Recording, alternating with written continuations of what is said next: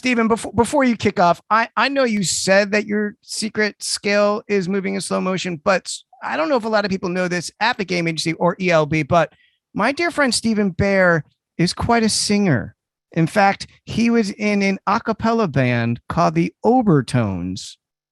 Will you sing us in that baritone voice of yours, just a little bit of just something, soothe us? If they asked me, I could write a book about the way you talk and whisper and look. That's all I'll ever do. There you go. Stephen, we love you, brother. The floor is yours. Thank you for you. All right. So look, the good thing is that this presentation can only go uphill from there. So thanks for the introduction. I'm doing two presentations today, and this one I'm excited about both of them, but I'm really excited about this one because this is something we get asked about all the time is ultimately people want to build games, and the question is what game to use. And so I think that, there's a lot that goes into thinking about this approach. And during this presentation, we'll go over a few things. We're going to talk about building a game plan and what that actually looks like. We're going to talk about 5 keys to fun and effective training. We're going to talk about identifying the right game for your objectives, and that's the primary meat of this talk. How you can add gamification to your strategy, and then what measuring success looks like. And Nick was actually just talking about that, and we'll go into that a little bit deeper, because I think that ultimately games need to accomplish a bunch of things. But if I were to knock it down to 2, is 1, you want to make sure that they are fun, and 2, you want to make sure they're effective. And the great thing is that games are filled with lots and lots of data, and that will help you understand that. So let's get going. The thing that we often look at, and this is one of the things that I was super excited about when we first were acquired by eLearning Brothers, is we saw that there was a lot of synergy in the way that we approach this and the way they do as well. They like us, we have what we call our blueprint, right? And so first thing we do is we step back and we work with our clients to really think about, what different training is being done right then and there, what technologies they're using, and where there are gaps. Where are there things that are missing in order to really achieve the behavioral change and the accomplishments that you want your learners to have.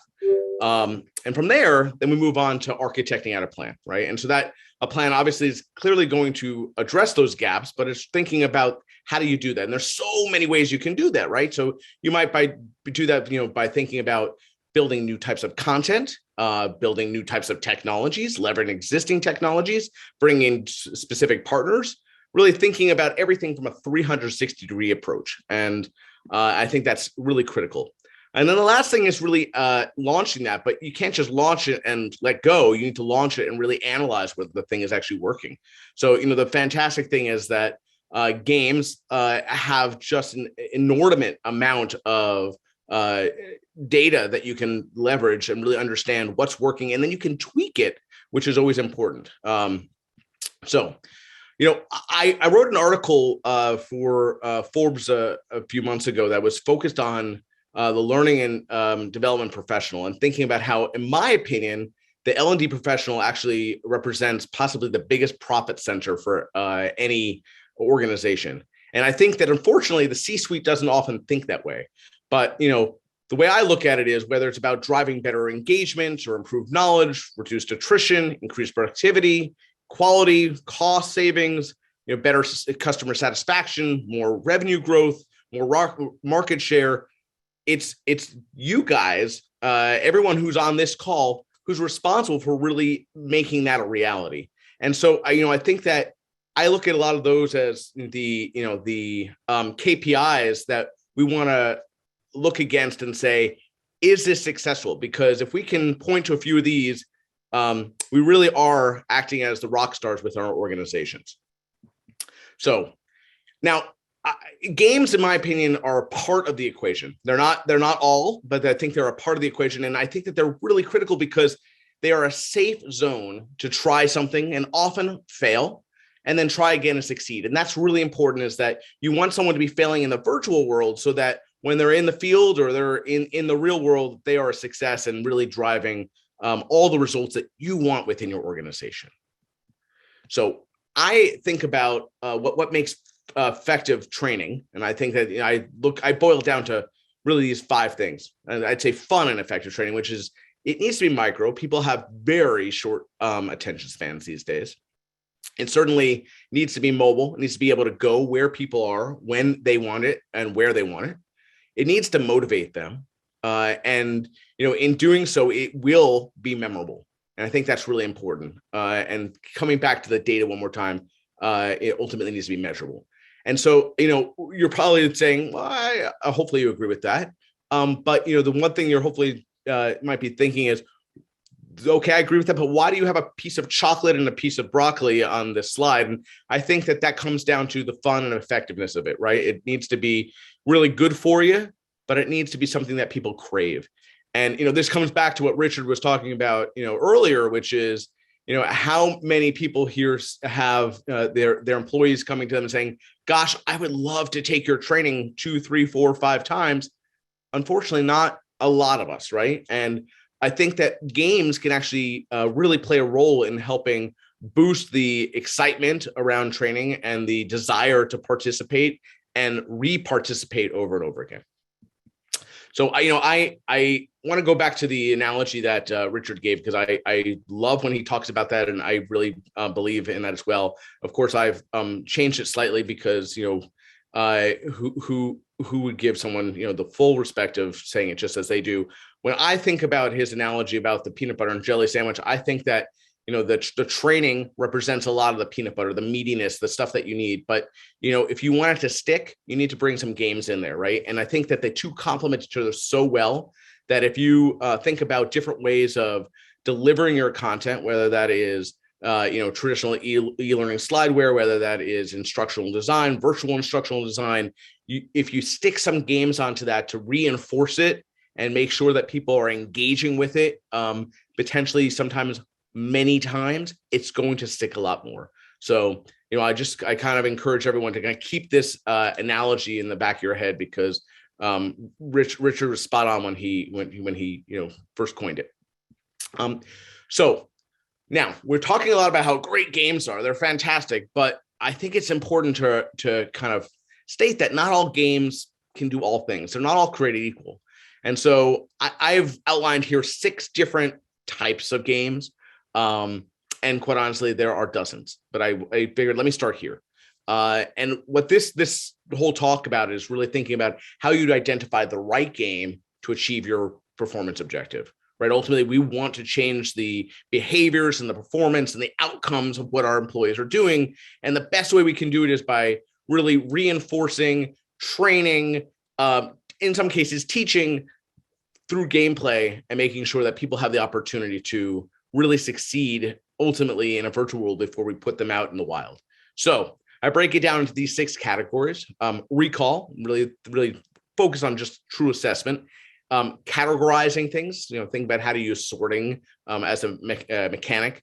Emphasizing things. So we're going to talk a little about branching path, branching dialogue games. Articulating. We're going to look at different word games.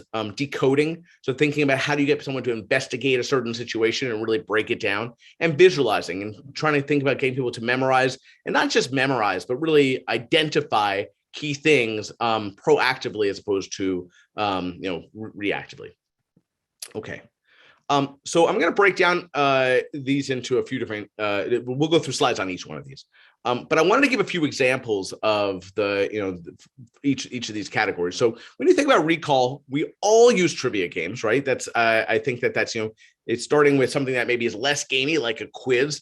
But then certainly once you take a quiz and you layer in a timer system, maybe a point system, a leaderboard, and maybe a streak system, then it starts to take a quiz and makes it a little bit more enjoyable. It makes it a little bit more competitive. In some cases, collaborative.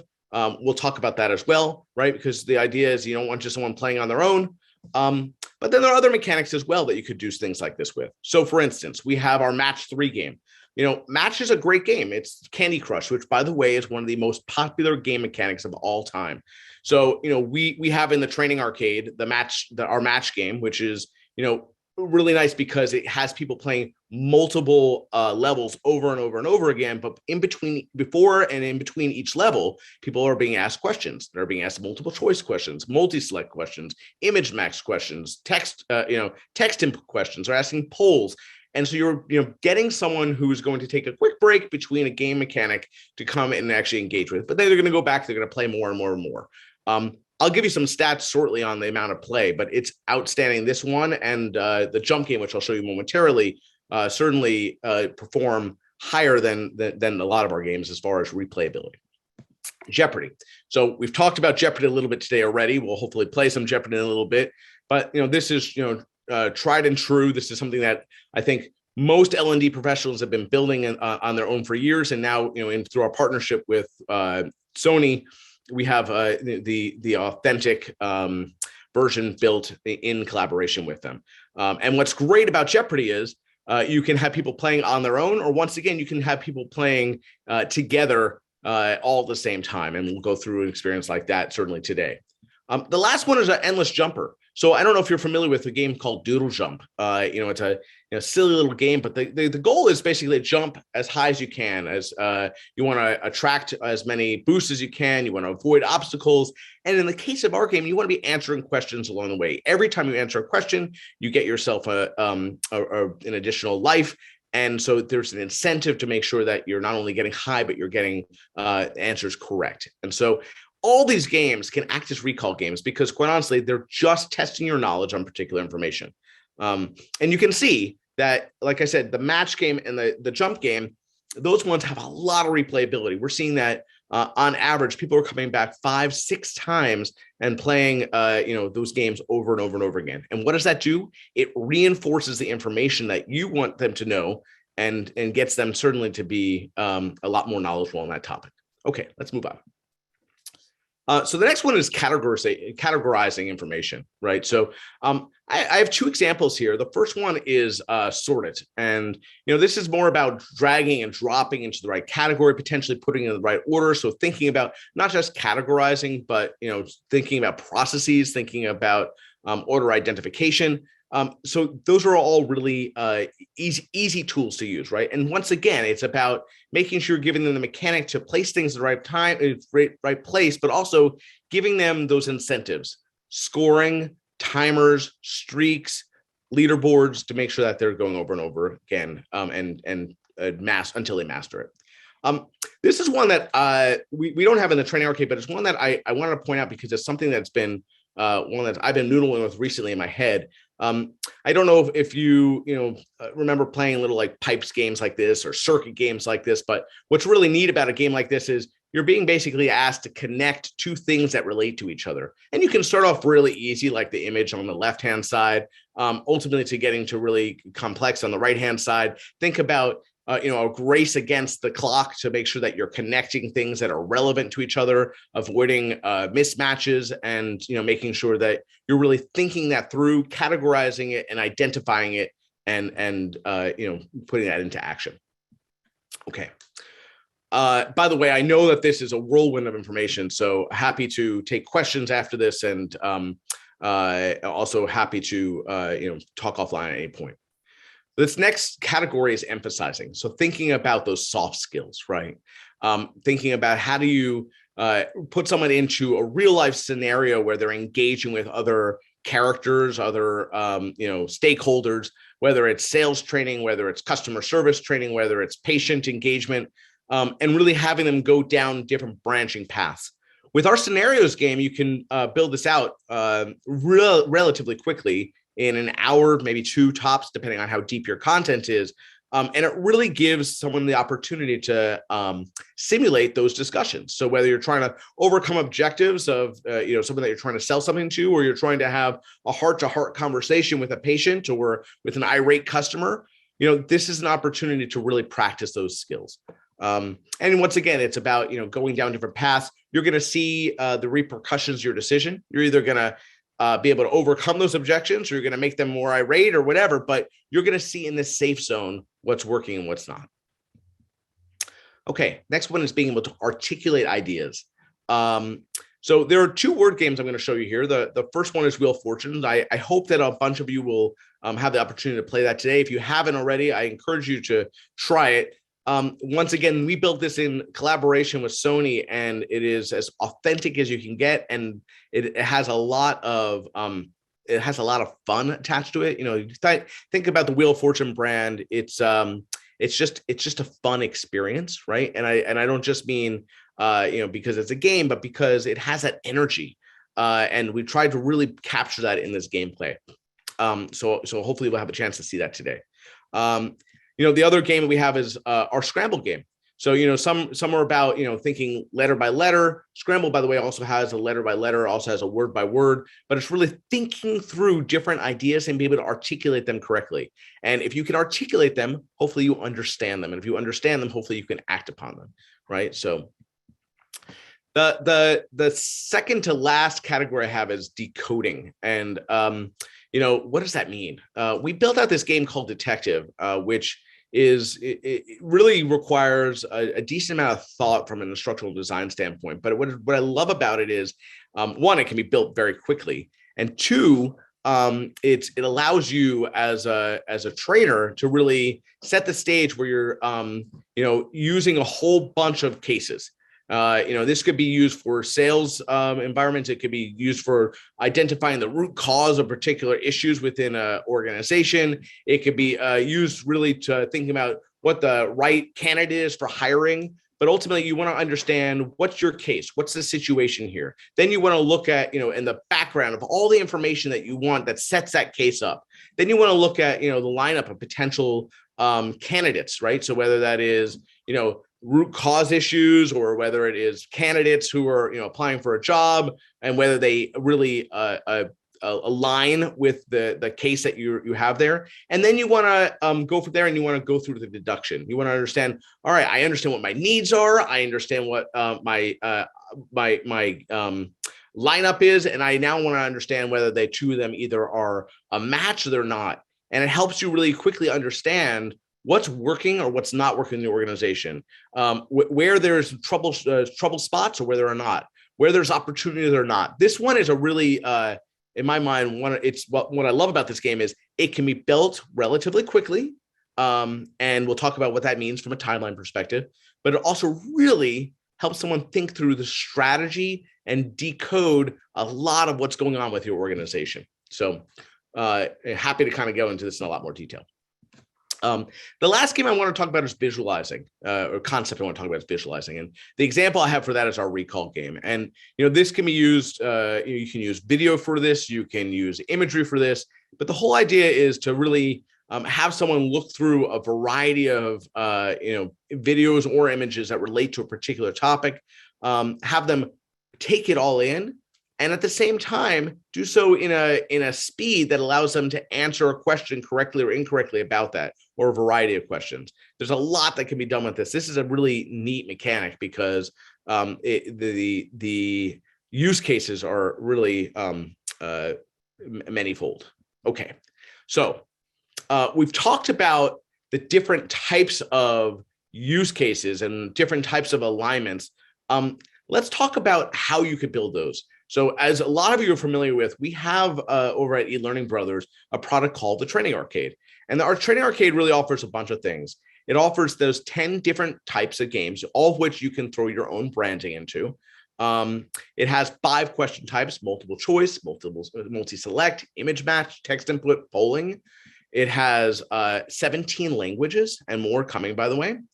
It has an SSO integration, and that also allows you to do endless registration fields. And that's important, right? Because at the end of the day, every company has their own little nuances. So whether you want to know specifically about, department that someone's in, or, what year they are within at your organization, or what table they're sitting at a particular event, ultimately, you can add whatever you need to make it custom to what your organization needs.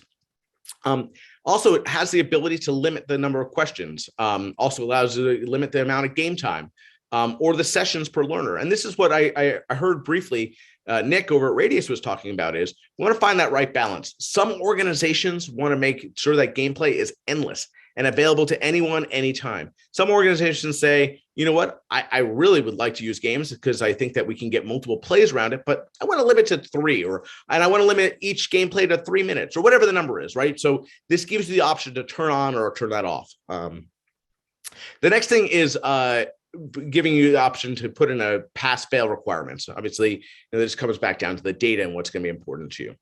The option to turn on a tutorial, also to add in context as to why someone's coming to a game. It's not just important for them to know how the game works, but why are they even here? What are they supposed to learn here? What do you want to test them on here? What do you want to make sure they're looking out for here? So that's quite easy to do. You could also add any images you want or any videos you want. You can also do that to both the questions and feedback in many cases. So it's important not just to provide the information, but to do so in a way that's going to be visually appealing and something that they'll be able to connect to and remember, right? The next thing is the option to quickly copy any game. So they can use it for alternative versions. That may be for different levels or different regions or different anything, right? Okay. So we've built a lot of game here, but ultimately this comes back down to the data. And you can see this theme that I keep talking about, data, data, data. And data really, I think, serves 2 purposes. It serves both on the learner side, who has their intrinsic and their extrinsic motivations. Their intrinsic is they may just want to be as good as they can be. They might want to be at the top of the leaderboard. They might want to, or the extrinsic, they may want to be at the top of the leaderboard because they want to win that thing. But so that's for them. But there's also comprehensive analytics on the back end for you, understanding what someone knows, how often they've played, where there are knowledge gaps, maybe some information about what can you tell about an individual based on the way they answered certain questions. So the last 2 things are the option to schedule these games anytime you want, or just make them openly available. And finally, publishing. So you've built this game. How do you publish it? Well, there are 3 ways you can do so. You can publish it as just a URL. You can publish it as a SCORM and take that web object and put it right into any of the rapid authoring tools or into PowerPoint or just push it out as a text or an email.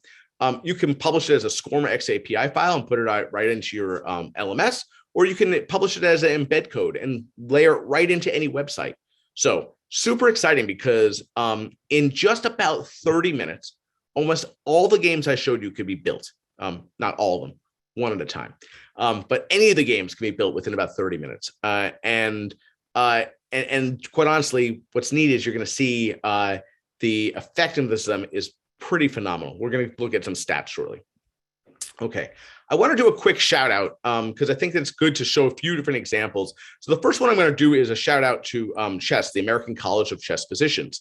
CHEST worked with us and has been a really great partner of ours over the last several years on the training arcade. And I'm going to talk about a few things. So, in particular, and we have an article coming out with them, I believe next month, which talks about a lot of this data and really brings this information to life with a much deeper story.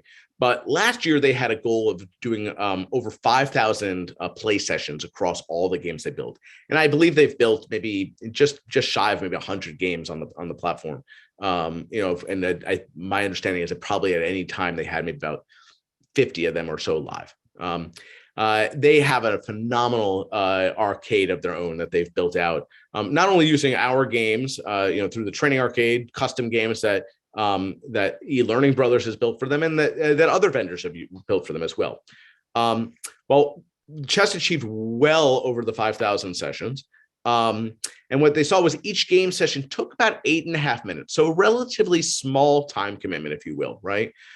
We saw that learners played 2.1 sessions per game. And we saw that there was a 27% increase in knowledge between the first and the second gameplay. But, obviously, as we saw here, there's 2.1 sessions. That means several people played well over that. There was a 34% increase in knowledge between the first and third gameplay. This is really consistent with the data that we have. I'm going to play a quick video. Let's see if I can do this real quick without.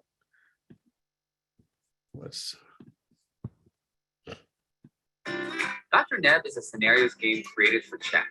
The American College for Chess Physicians to help clinicians who treat patients with early onset COPD. One of the goals of building this game was to change the stigma of the drug, nebulized LAMA, so that pulmonologists understand it is a good solution to prescribe for many patients, not just the ones at high risk. The goal was to create best practices in having conversations with patients about the drug. This Dr. Neb Scenarios game showcases a series of branching dialogue, virtual conversations between doctors and patients, laid out with a storybook narrative, much like a comic book with voice bubbles. The game walks through a set of interactions with different patients and different experiences with doctors, asking patients a number of questions, listening to their responses, and then making recommendations based on what they hear. During each of the 4 scenarios, players are tasked with selecting choices from each scenario they are presented, and based on their responses, they earn different points and are set down different branching paths. Players must navigate conversations and identify the best response.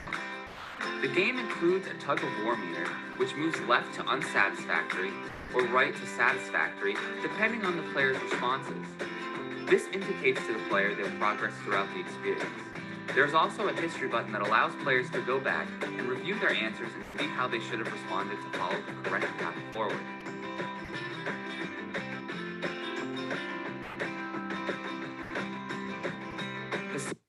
I'm going to stop there. And we can put that video in the chat for everyone to see if anyone wants to take a look at that.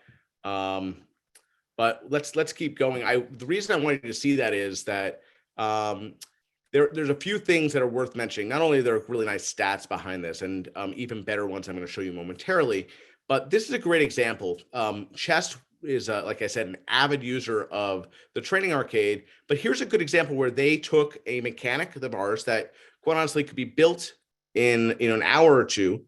But what they did was they said, we want to have custom art layered into it. So they worked with us to build in layered, animations, characters. And so this was a real mix of using a DIY tool, do-it-yourself tool, which is turnkey. If they were building this using, their either existing content they had, photo images, Beyond, Powtoon, something like that, they could build it out, within a day. They came to us. We built very custom stuff based off of characters that we had worked through together with them. So we can give you a lot more information on that, but I think that's a good place to start. I wanted to look at those stats, and then I wanted to kind of compare those to some of the other stats we did. This is a study we did across 1,600 games, and it was just shy of 127,000 learners. So about 82 learners per game. And what we saw was the average game was about 3.5 minutes. 60% of learners played 3 or more times. And so that's across trivia, jump, match, recall, scenarios, so a whole variety of different game mechanics. And we saw a 57% increase in knowledge between the first and the third session. So, if I boil that down, we're talking about 10 minutes of gameplay in total, right? Three sessions, averaging about 3.5 minutes each. So just about 10 minutes of total with a 57% increase in knowledge. Now, I think that, many of us are hard pressed to find other types of training that can hit those types of numbers. So, this is a real nod to why games and the effectiveness of games. The other thing that I often want to think about is, so we know the why, but then we think to ourselves, as we're designing games and we're aligning with, the objectives of the performance objectives, we also need to align with the motivations of our learner, right? So, I look at this, a classic chart looking at, breaking people down into 4 categories: your achievers, your explorers, your socializers, your fighters. Well, what do we want to make sure this game does, right? Is it about making sure that people become better at what they're doing? Is it making sure that, they're able to, solve different problems or discover new things, so that they can, socialize with each other and be useful, maybe collaboratively work with one another, or that, they're able to, those who are kind of killers, if you will, right, are going to want to be able to beat everybody no matter what, right? And that they're going to be able to rise to that occasion and have that level of accomplishment inside. And you want to make sure that it's certainly any game that you're designing or leveraging is able to accomplish a variety of these things, because your audience is going to have a variety of requirements as to what's going to motivate them to play and play again. So it's worth thinking about that. Okay, we've talked about games. I want to now talk about a broader thing, a gamification strategy, right? So we're going to talk a little bit about a platform we have called Arcades, which is part of the Training Arcade. This is the gamification layer. And what does that mean? Well, that means that if you want your players to be able to play, you could layer it into this platform. What does that look like? Well, it allows them to play solo like any traditional e-learning. It also allows them to battle against each other, play head to head, go in here and say, oh, Andrew Civilly, I know that guy. He's really smart, but my score is so high that I don't think there's a chance he's going to beat me. I'm going to challenge him. Okay. It allows you to play as a team. Me to say, well, Andrew Civilly, he's really smart. I want that guy on my team. And we're going to play against Richard and Mark because we're going to be able to show them how good we are, right? And whether it's regional, whether that's department, or whether that's people for friendly purposes, you want to make sure that people have a reason here to play, right? That's their intrinsic and extrinsic motivation. It's getting people to compete against each other and collaborate with each other. So it does all those things. Then you can set them on different missions. So a mission might be, go in and do, look at this website or read this material, watch this video or play this game or, take this course. And then you can, and those can include a whole variety of those, or you can build journeys, right? Which might be a bunch of missions stapled together. You need to do all these things enable to certify. Once again, you can also give them tasks to do. Go to this website, do this certain thing. And that's just a one-off interesting thing that you want them to do. But this is about motivating them through a variety of mechanics to do the stuff that's going to hopefully make them better. Then there's incentives. So you can see this little spin and win right here. It's incentives like that to come back every day, get more points. And these points are worth something, right? And so we'll talk about that momentarily. You're going to have your points. You're going to have your badges. You're going to have your leaderboards. All these are not just, for the sake of having them, because I quite honestly think if points or badges and leaderboards are there just for being there, who cares? You want to make sure that you're also giving them rewards or prizes, right? You want to incentivize them to hit certain levels. And the more that they're hitting them, hopefully there is some sort of carrot at the end of that stick to say, you've accomplished what we needed to, and here's your reward, right? You also can easily customize this with your branding, with your colors, with your logos, with obviously all your content. And then, going back to analytics, you can really dig in deep into looking at the analytics and understanding what do people know, where there's knowledge gaps, and certainly what are the trends here that you as an organization need to focus on.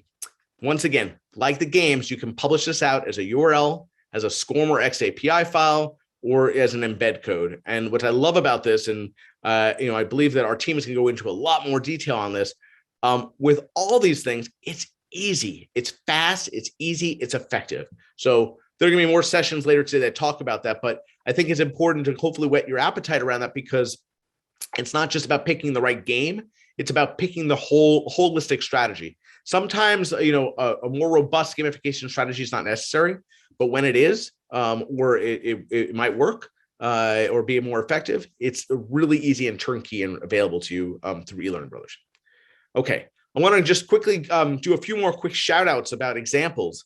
So we've talked about where you had that hybrid where you took the Training Arcade games and Chest, worked with us to build it out. I love this example. So this example is by It Cosmetics, a L'Oreal brand. And I start with that picture in the top left-hand corner, because not only am I willing to embarrass myself by, singing a song that I wasn't prepared to sing today, but I'm also willing to show you how when I go into any client relationship, I really go in all there. So here's, Shannon, our lead client over at Cosmetics. A few of us went into their office and we got makeovers because we really wanted to understand not only their product, but we also wanted to understand their training process. So, they're all about training, retailers and beauticians about, how their product works, how to apply it, and so on and so forth. So I went through that training myself. And I looked really pretty, by the way. But we also did a handful of other things with them as a result of that. Once we understood, what they wanted to do, their goal was to implement a holistic gamification strategy, right? So what does that even look like, right? They wanted to make sure that they wanted to be sticky, they wanted to be fun, they wanted to make sure that people really understood their brand and came to us to say, what does that even look like? So we built out with them a gamified learning management system. We built out dozens of games with them, a virtual reality training center, extensive prizing. I'm going to show you a part of 2 different videos so you can kind of see some of the creative around this that they were able to do. And this, I love this client because they have a real vision, and I feel like they keep really pushing the limits on where you can go. So I'll do part of 2 of these videos if that's okay. Steven? Yes. I was actually, do you think we can share the videos later? Because we only have about 6 minutes and we have a lot of questions. I am not going to show videos right now. All right. Well, I think we'll share them in the chat and they can watch them later. But there's a lot of great questions that I think we could answer better than some of us. Okay. So sorry to interrupt. No. Do you want me to, so I can either stop here or I can try to go super fast and we can skip videos and we can go right to questions. You tell me what you like, Jen. I think a pause would be good because there are definitely a lot that might take a little longer to answer. Okay, let's some that are similar. And all right, let's just stop here. The last point is that I'm glad we're asking questions because games are like a kiss. They are super interesting to read about. They're super interesting to talk about, but it's actually doing it. You'll see that not only will they be fun, they'll be people do it over and over and over again. And so let's talk about any questions people have, and I'm happy to dig in. Okay. All right. Ethan wants to know, how do you define your learner personas that you are targeting so that the mechanics of the game can be mapped to them? So you're targeting the persona's core driving motivators. Okay, so that's a really good question. There's 2 parts to it. I think that every organization certainly has a persona. Well, let's say many organizations have personas somewhat identified, right? And I less look at the persona and trying to think about who the audience is, but I often look at what are we trying to get that audience member to do, right? Because at the end of the day, when I think about game types, there are game types that certainly are more interesting to middle-aged women versus entry-level men coming into the workforce. I wouldn't start there. I would start with, what do you want that individual or those individuals to do who most likely span a really wide gap. And once you've done that and understand what you want them to do, then I think about what types of games are going to ultimately either teach, reinforce, or test those skill sets. So I approach it from a different angle, if that makes sense. Okay, great. We also have several questions about 508 compliance and accessibility. So I was hoping you could talk about that. Yeah. So, this is something, to be very frank, we struggle with. And I don't mean, what I mean by that is that games have, unfortunately, a lot of things about them that prevent them from being truly 508 compliant. There are things you can do, right? There are certain games that lend themselves to 508 compliance better, right? So think about our trivia game that lends itself better, but then you have to think about, if you're going to use that mechanic, there are things you need to think about. You need to think about the coloring that you're using. You need to think about audio that you're using. So it's some of it about is what the assets you put in there. There are games like our jump game or our match 3 game or our Wheel of Fortune game that are just, from a coloring standpoint, from a speed standpoint, from an action standpoint, we haven't cracked the code on how to get them 508 compliant. So it's a question that comes up often, and this modality has a lot of amazing things going for it, but that is one that makes it challenging. So what we've seen some organizations do is they said, here are 2 options for you to play the games, right? You can play I'm making this up, here's a jump game, but here's an alternative version available to you in a quiz format or in even a trivia format that is going to be more compliant. Awesome. Thank you. We do also have several questions that are similar in that I've explained in the chat that the games can be published with a URL, downloaded as a SCORM package, and added to your LMS. But one particular person asked, well, Chris in particular, can the Trainin Arcade be implemented on premises or does it have to be cloud? We have several restrictions due to security. And then another one says, asks if we iframe the game into a course, for instance, do they have to go to another platform to log in? Okay, so those similar really approaches. yeah, really good questions. So I'm gonna address the first one about where it's hosted. It is hosted in the cloud. It's in our environment, and it is hosted on AWS. We are actually working on an Azure solution as well right now. But today, all of our subscribers access our games via AWS. And we do not offer the option for someone to put it into their own in their own hosting environment. That said, we probably have just shy of about 100 banks and financial institutions, several government entities, probably 100, 150 pharmaceutical biotech companies, all who have high, regulatory issues and, require that we hit a, certain level of scrutiny on security. So if you're interested in looking at that and that's something that you'd like to get into your organization, I'm confident that we have with the platform the security requirements that any organization that does allow third-party hosting environments will allow us into their environment. So that answers, I think, hopefully the first question. The second question was, Jen, remind me, it was about embedding. Let's say I frame a game into an e-learning course and they click on it. Yep. They're going to be launched into, yeah, go ahead. Yeah. So when you do that, the player knows no different, right? It is basically another slide within your course. So if you build a game and you basically I frame it into your Lectora or Storyline or Captivate course, to them they don't know that they've gone to another hosting environment. It's seamless. But what's happening in the background is, yes, they are going to a different environment. Now, there are a few things that could happen here.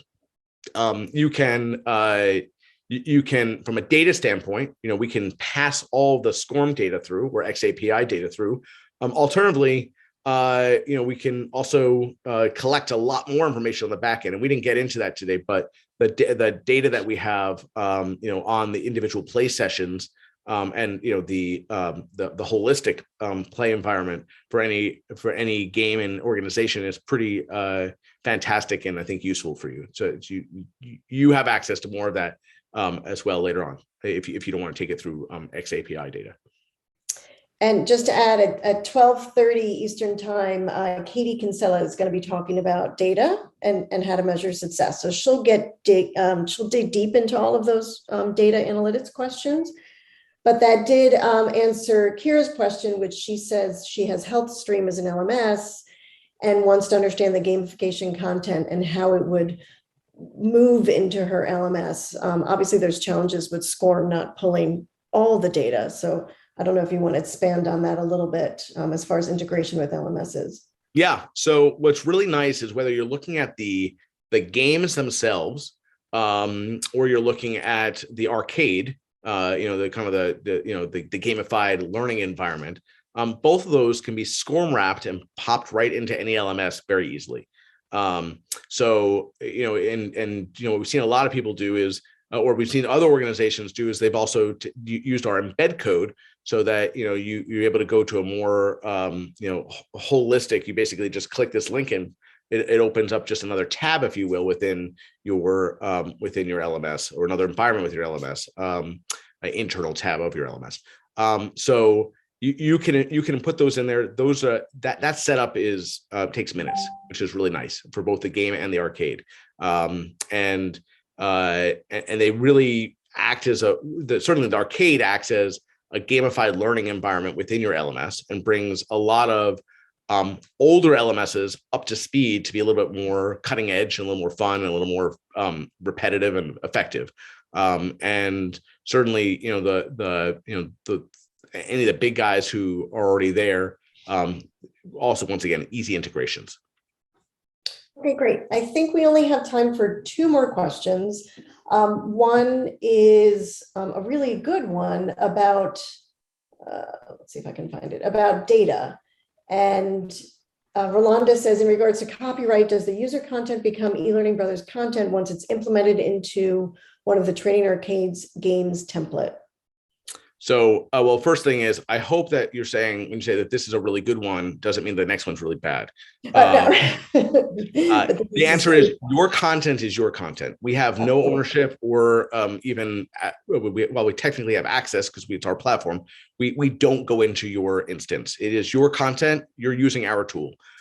So it does not become ours. It's 100% yours, and no one sees it except for those in your organization. And then the last one is interesting. Oh, let me find it. Hold on one second. It's about, can you think of some situations where gamification or games would not be appropriate, or in any context in which games would be a poor choice for a learning intervention? This is for Liv. It's a really good question. I think that I think that my answer to that is, I think that there are bad game choices for particular information. And I think that it's about, and I don't just mean from a learning objective. I don't just mean like this one won't test that learning objective. It's about, making sure that it has the right tone and make sure that it has the right, as well as the right behavior that you're trying to reinforce or you're trying to assess. So, I think that the more whimsical games like a jump game or a Wheel of Fortune, in some cases, maybe not appropriate for particular topics.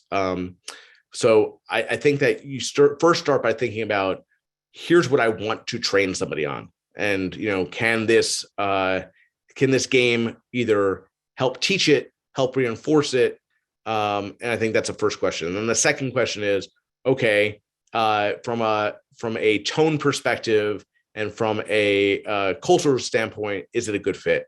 I think that games overall happen to be very good tools. I think that it's about finding the right one for your objective, though, and without really doing that analysis and make sure that you're finding the right match, it's not worth doing. Not all games can be used for all purposes. Bam. And with that said, Stephen, thank you so much. Who wants to play a game?